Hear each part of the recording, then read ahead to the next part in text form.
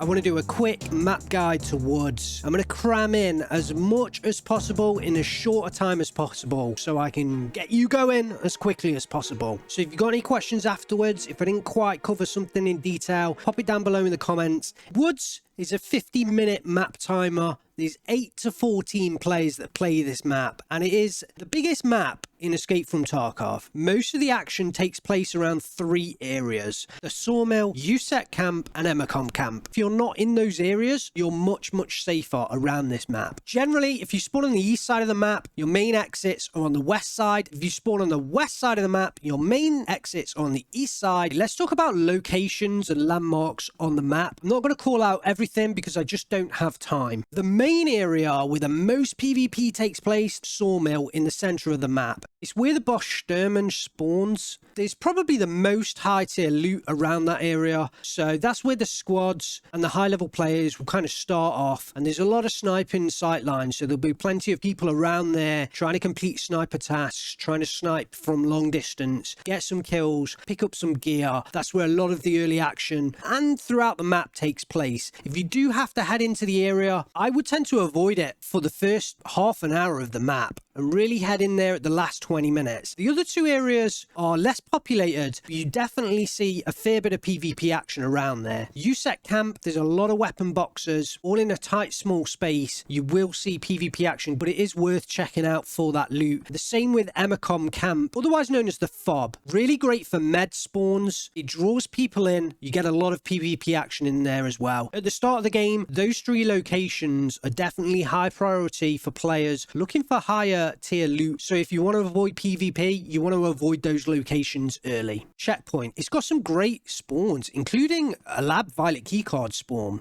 but it is kind of out in the open, so you could get picked off if you go to it.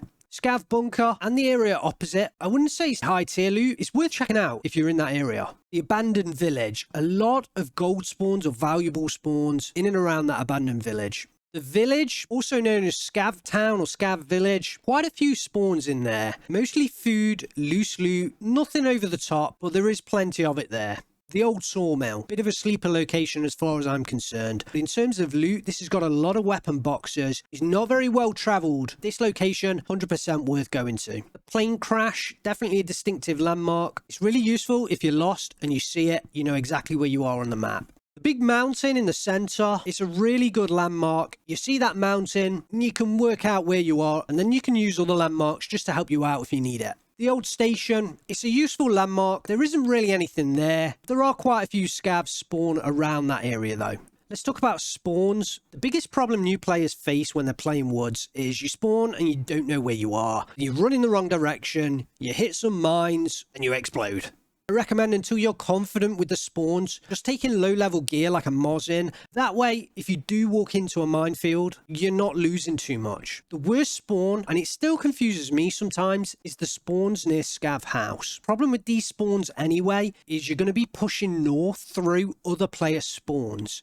So they're going to be looking for you. Don't rush out into the open ground. That's where you're going to get sniped. If you spawn up in the north near USEC camp, head to USEC camp early. Try and get the loot before anyone else gets there. But I wouldn't hang around because I guarantee you players are going to go there. If you spawn near abandoned village, personally I'd look around for the valuable loot because you can make quite a bit of cash from that. If you spawn near the village, just head into the village, take some loot, and then push down to Old Sawmill. If you spawn in the southeast of the map, it's your choice. You can push up to Old Sawmill, you can push west to the Sawmill with Sturman, or you can push into Emacom camp. Especially if you spawn in the southeast, right near the lake, RUAF roadblock, or the factory gate. Push straight into Emacom. Try and get that loot early, but the same with USEC camp. Don't hang around there. Get in, loot, get out. I'll go through the exits one by one.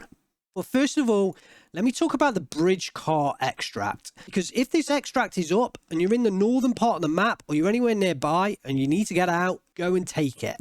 It costs 3,000 rubles. You can spare 3,000 rubles if it means you getting out of that map early. Outskirts is always going to be open, but because it's the main extract on the west side of the map, all of those players that are spawning on the east are going to have to go there or to ZBO14. So Outskirts is a really well-travelled exit, and ZBO14, the bunker exit, requires a key. Now, as a low-level player, you might not have that key, but if you do have the key, I recommend you put it in your secure container. There is some decent loot in that bunker. It's not over the top, but having the key means you get some extra loot.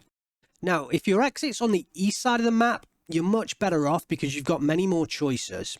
First thing, Factory Gate. That's a PMC scav exit, so you need a PMC and a scav there to be able to extract. I wouldn't risk it until you're confident with the game and you don't mind losing loot. Now, the RUAF roadblock, I believe, is only open if green flares are lit. There are some nice weapon boxes there, so even if it isn't lit, take a look. The roadblock, it's always open. You're going to be fine taking it, but there are other options as well, because the northern roadblock is close to the old sawmill, and it's always open as well. So unless you're directly coming from Emmercombe camp, where roadblock is closer, then the northern roadblock is a better choice. Finally, we got ZB016 bunker. It's got a green flare to mark whether it's open. It is single use. Generally, people don't go around that area, so it's extremely unlikely to be exit camped. I think I covered the majority of the main loot spots. But one thing I would say is, similar to Shoreline, this map has a hell of a lot of hidden stashes. If you are a stash hunter, I definitely recommend checking out this map. Hopefully that was enough detail for you. Like I said, I wanted to cram as much information into as short as time as possible. If you have any questions, pop them down below. You can jump into my Discord. Thank you for watching. Look forward to more videos.